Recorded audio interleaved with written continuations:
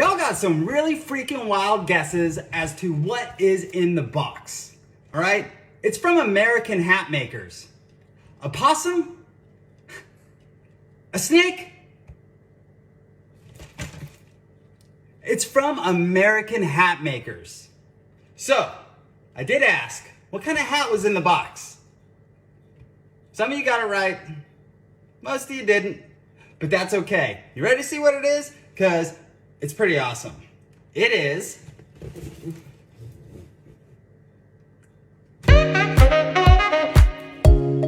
it's a fedora, and I love it. All right, no, seriously though.